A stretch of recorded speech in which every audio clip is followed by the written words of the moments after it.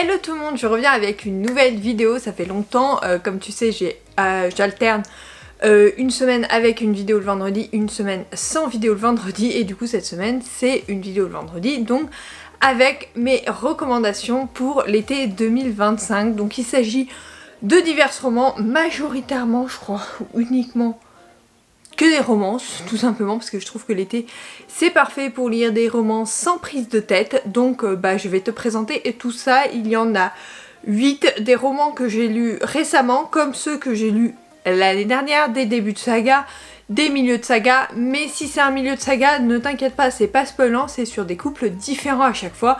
Donc aucun spoil dans cette vidéo. Mais voilà, c'est des lectures que j'ai beaucoup appréciées et que j'espère qu'ils pourront te plaire pour l'été à venir. Donc c'est parti tout de suite pour mes recommandations de l'été 2025. En numéro 1, nous avons Unis jusqu'au ciel d'Emily Blaine, une auteure que j'aime vraiment beaucoup et tu sais, je l'ai découverte l'année dernière, enfin j'ai découvert ce roman l'année dernière, c'était son année de sortie, mais c'est une auteure que je suis depuis des années maintenant. En voici le résumé. Crème solaire, maillot de bain un peu démodé, t-shirt de travaux trouvé donc indispensable. Hayley a tout prévu pour passer 3 semaines de vacances idylliques avec ses amis les plus proches. Ballon de volley, paire de tongs, un tatiné usé, son talent pour la cuisine établi donc indispensable. Stan a tout prévu pour passer 3 semaines de vacances idylliques avec ses amis les plus proches, ou presque. Enzo, Diane, Amélie, Julien, Stan et Hayley se connaissent depuis toujours. Ils ont des souvenirs en commun à l'appel, aucun secret les uns pour les autres. Ces vacances sont un rituel auquel ils n'ont jamais dérogé. Et ce n'est pas une relation avortée entre Amélie et Stan qui va chambouler cette belle habitude. Pourtant l'ambiance est lourde. Amélie n'a pas pardonné à Stan l'échec de leur histoire et ne manque pas de lui faire payer. Stan lui cherche autant que possible à faire profil bas pour profiter de ses vacances.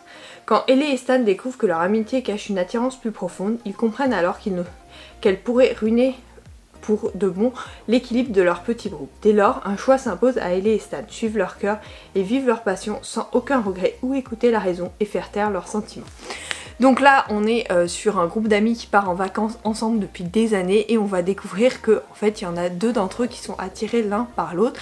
Le problème c'est qu'il y a déjà eu des relations dans ce groupe et que du coup l'équilibre va être compliqué à trouver. Mais voilà, ça reste une romance secrète un peu cachée, très estivale, donc elle m'avait beaucoup plu, je l'avais lu l'été dernier, je l'avais trouvé très sympathique, j'en garde un très bon souvenir. Tu sais que les Emily Blaine souvent sont sympathiques pour l'été, donc bon je peux que te recommander celui de l'année dernière. Ensuite on passe à une de mes dernières lectures, donc la nouvelle saga de Kay Brockberg, donc c'est le tome 1 of the Grip. Je te lis le résumé et après on en parle. Spencer Reed se bat pour se faire une place et se forger un nom au sein de l'élite du sport de Formule 1. Son rêve ultime, un avenir déterminé par son passé, son héritage. Il est passionné, tenace, intrépide et inébranlable dans la poursuite de ses objectifs, dont je fais partie. Camélia Moretti était persuadée d'être la seule chose, d'une seule chose, ne jamais renouer avec l'univers de la Formule 1. Traumatisée, un traumatisme l'en a énoilé, mais son sens de la famille l'y a ramené. Après tout, Moretti, Motorsport et son héritage à elle. Elle est dynamique, intelligente, spectaculaire, et je suis incapable de garder mes distances. J'en ai d'ailleurs nullement l'intention. J'ai un but, le même depuis toujours, mais je pourrais bien tout abandonner pour elle. Donc elle, fille de patron de team principal d'une écurie de Formule 1, lui pilote dans cette même écurie, elle est engagée en tant que au marketing par son père pour notamment remettre un pied dans la Formule 1 et plus tard le remplacer. Donc voilà, nous avons une relation qui est un peu professionnelle et puis personnelle qui va se mêler, donc l'un dans l'autre ça va être compliqué de gérer. Tu sais que ceux de l'univers de Formule 1, j'en ai lu quelques-uns et là je t'en mets 2 dans ma pile à lire de l'été parce que c'est un univers qui revient énormément en ce moment. Moi tu sais, je l'aime beaucoup parce que je suis le championnat depuis maintenant, ça doit faire 3 ans que je suis attentivement le truc. Donc voilà, même si cette année j'ai un peu du mal avec la grossesse à me réveiller à des heures pas possibles ou à rester éveillée jusqu'à Point d'Or pour voir notamment les essais et les qualifs, mais les grands prix en règle générale je les vois tous. Donc voilà, mais celui-ci est vraiment bien. De toute façon Kay Broberg, si tu veux lire une autre saga et que tu veux t'enfiler une saga pour l'été, c'est Driven qu'il faut se faire, et c'est pareil sur le sport automobile. Donc voilà, elle a vraiment un talent pour ce côté-là, et l'univers est très bien développé, je trouve très proche de la réalité, même s'il y a des inventions à côté pour évidemment éviter tout malentendu. En tout cas, c'était une très bonne lecture, j'ai hâte de lire le tome suivant, mais je crois qu'il ne sort qu'à l'automne malheureusement. Ensuite, je voulais te mettre le premier tome, mais j'aurais mieux te mettre aussi le deuxième tome de la nouvelle saga de Delinda Date, donc Mad Majesty, c'est le premier tome. En voici le résumé. Depuis son retour de l'armée, le prince Damian enchaîne les scandales en tout genre. Qu'importe la volonté de sa famille, impossible de le faire entrer dans le rang. Il fait régulièrement la une des tabloïds, jetant le discrédit sur la couronne. Alors quand le roi décède et que le prince héritier est appelé à monter sur le trône, c'est toute la monarchie qui est ébranlée. La seule manière de sauver les apparences, un mariage avec celle que sa mère lui a choisie, Ophélia St. John, une future épouse obéissante et malléable. En somme, parfaite pour l'heureux, mais Damian n'entend pas se plier de son gré à ce jeu de dupe. Si l'institution lui impose des fiançailles, il compte bien choisir qui il va épouser. Et ce sera Esme St. John, la petite sœur de celle qui a été élevée pour régner. Synesthète, sarcastique mais profondément humaine et empathique, Esme parviendra-t-elle à raviver les cœurs du royaume ou précipitera-t-elle sa chute? On dirait un peu une saga, un premier tome à la Sissi impératrice, on va pas se mentir, ça y ressemble, mais là on est dans l'ère moderne quand même, avec des choses un peu plus moderne tout simplement. Donc voilà, donc c'est une saga royale. Le premier tome et le second tome sont vraiment top. Le premier tome j'ai adoré. Sur le second tome on suit un autre couple pareil topissime avec de la royauté, vraiment bien faite.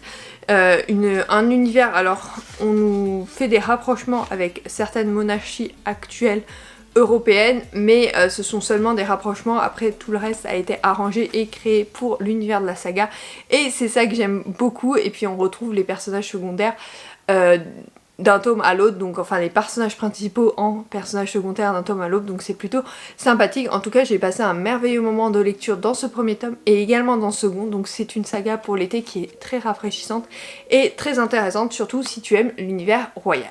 Ensuite, je te présente un second tome, cette fois-ci, il s'agit de King of Sin, donc ça c'est la saga, le tome 2, l'orgueil d'Anna Hung, donc comme je te disais, rien de spoilant, c'est sur des couples différents, chaque tome est sur un couple différent. D'ailleurs, le prochain tome sort le mois prochain, je vais peut-être me le précommander, ceci dit, je ne suis pas sûre parce qu'il faudrait que j'aille le chercher, et comme c'est début juillet, avec les grossesses, j'ai un petit doute, donc peut-être que je les achèterai juste au fur et à mesure pour une fois. Elle est son parfait opposé et la plus grande sensation qu'il n'ait jamais connue. Réservé, exigeant, irréprochable, Kay Yoon n'a ni le temps ni un penchant pour le chaos. Avec l'élection du prochain PDG et son empire des médias en jeu, l'héritier Woon ne peut pas se permettre la moindre distraction. Audacieuse, impulsive, pleine de vie, Isabella Valencia, elle, est le carreau incarné. Avec ses cheveux violets et ses blagues déplacées, cette mermaid représente tout ce que Kay Yoon ne devrait pas désirer. Elle adore faire la fête et n'a jamais rencontré un homme qu'elle ne pouvait séduire jusqu'à Kay. Toutefois, ça n'a pas d'importance puisqu'il n'est pas son genre. Non seulement il traduit des classiques de la littérature en latin pour le plaisir, mais son adhésion au club où elle travaille implique qu'il lui est tout bonnement défendu. Pourtant, à chaque nouveau regard, il est tenté d'enfreindre ses propres rêves et de la revendiquer comme sienne. De son côté, Isabella ne peut nier que, sous son apparence froide, se cache un homme capable de la faire fondre d'un simple toucher. Malgré leurs efforts, ils ne peuvent résister plus longtemps à l'appel de leur désir interdit, même si ça doit leur coûter tout ce qu'ils sont. Donc c'est une romance un peu à la 50 nuances, Crossfire, tout ce qu'on avait en romance dans les années 2013 à 2018, quoi, je dirais dans ces eaux-là, en fait, quand je suis rentrée en fac notamment. Et il y avait plein de sagas comme ça, et là je trouve que Anna Hung repart sur ces classiques-là.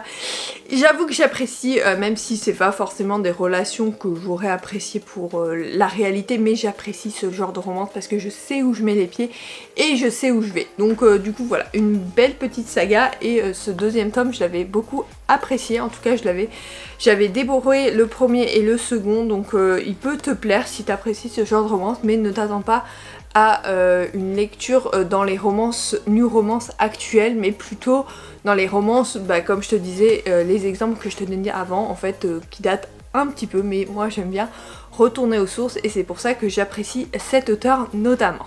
Ensuite, on revient au monde de la Formule 1 avec Pole Position, donc les frères Reynolds. Donc ça, c'est le tome 1 de de Aimé Lou. Donc ça, c'est publié chez Les Addictifs. J'ai quasiment... Le Emily Blaine était chez Harlequin. Après, c'était que du Hugo New Romance. Et là, c'est Addictif. Donc en voici le résumé. Il est le meilleur et il va lui prouver.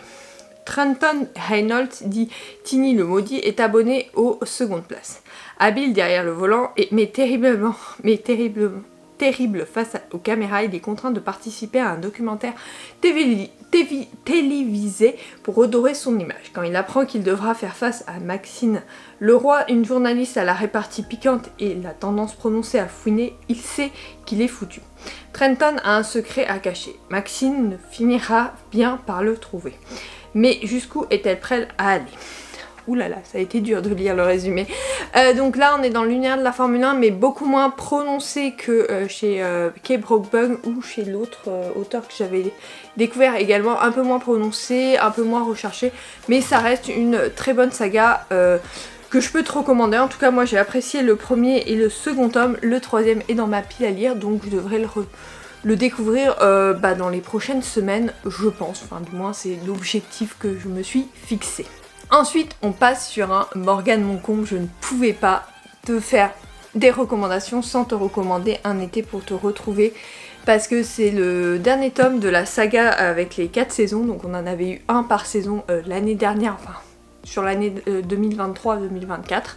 Donc en voici le résumé. Éternelle romantique, Jasmine passe ses journées à organiser le mariage des autres. Après une rupture douloureuse aux raisons inconnues, elle aimerait tourner la page. Mais quand ses amis se marient, elle sait qu'il sera là. Celui dont il ne faut pas prononcer le nom, c'est lui, Andrea Moretti. Son premier amour, l'homme qu'elle n'arrive pas à oublier. Célibataire malgré lui, Andrea refuse de vivre avec des regrets. Un seul le hante nuit et jour, avoir laissé échapper l'unique femme qu'il a jamais aimée. Contre leur gré, les voilà forcés de se gouailler le temps d'un road trip en Toscane. Son seul regret, c'est elle, Jasmine Fan, son ex, celle qui lui a brisé le cœur il y a 2 ans. En dépit de la rancœur, l'amour n'a jamais disparu. La vie leur offre une seconde chance, mais n'est-il pas déjà trop tard ?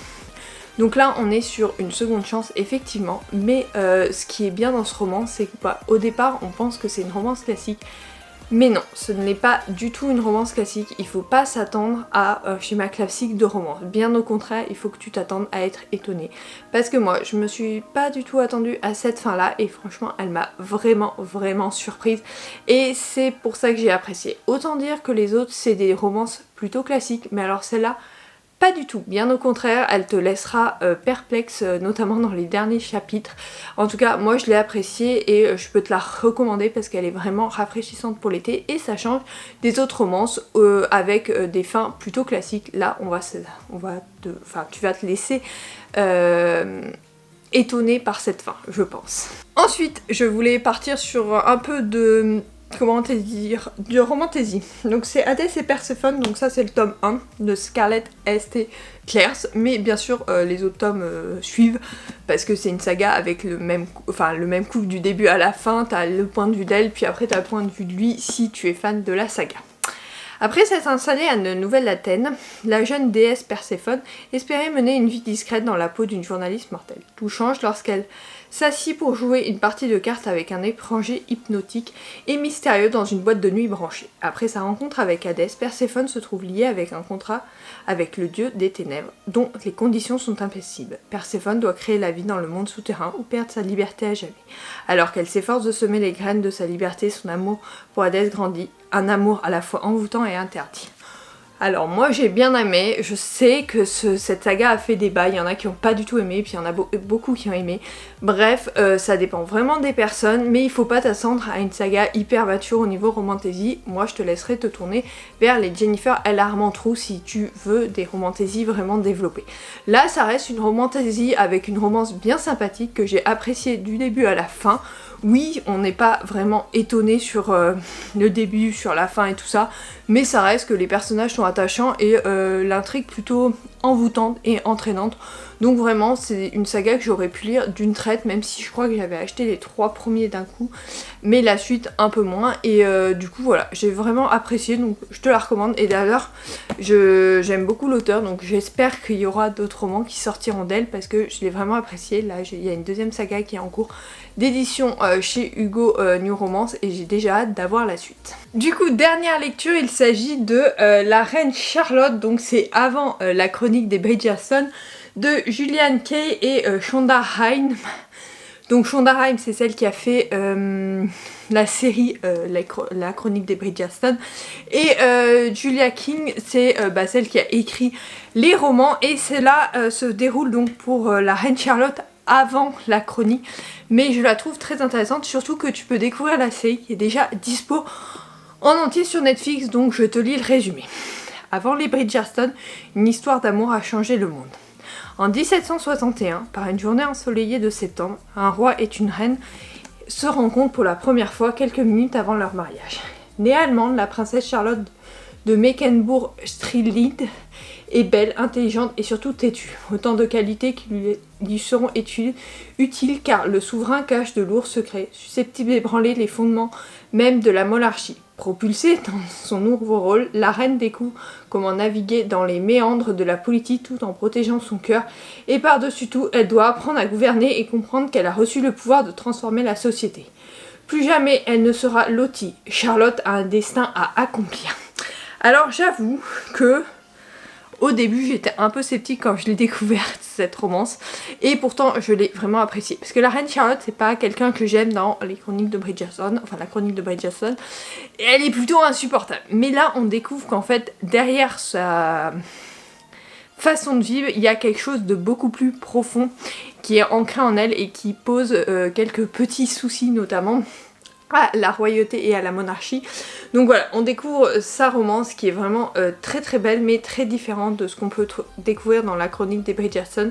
Donc ça change, et au moins on sait d'où elle vient et pourquoi elle se comporte comme elle se comporte aujourd'hui avec les prétendantes et tout ça. Donc je trouve ça vraiment très intéressant, je te recommande cette lecture, vraiment une lecture détente, sans prise de tête, mais avec une fin très profonde, je trouve. Enfin c'est mon avis, après à voir si ça te plaît. En tout cas si t'as aimé la chronique des Bridgerton, celui-là te plaira énormément. Cette vidéo est maintenant terminée, j'espère qu'elle t'aura plu. En tout cas moi j'ai pris beaucoup de plaisir à la lire, mais à la tourner, même si je suis extrêmement essoufflée avec la grossesse, ça ne fait qu'empirer. Et alors la chaleur, je te dis pas, là il est même pas midi, enfin si, il est 13h, il fait déjà 35 degrés dehors. Voilà, et mon thermomètre est à l'ombre et n'a pas été encore au soleil, donc voilà, tout va bien. Je me dis que je vais mourir cet après-midi. Bref, du coup voilà, j'espère qu'elle t'aura plu. On se retrouve, je ne sais pas trop quand, là maintenant les plannings je les fais un peu au fur et à mesure, donc on verra si ça sera dans un wiki vlog ou dans autre chose. En tout cas j'espère que cette vidéo t'aura plu. Je te souhaite un bel été et plein de bonnes lectures, et je te retrouve j'espère très rapidement par ici, mais sinon je suis toujours présente sur Instagram. Bisous.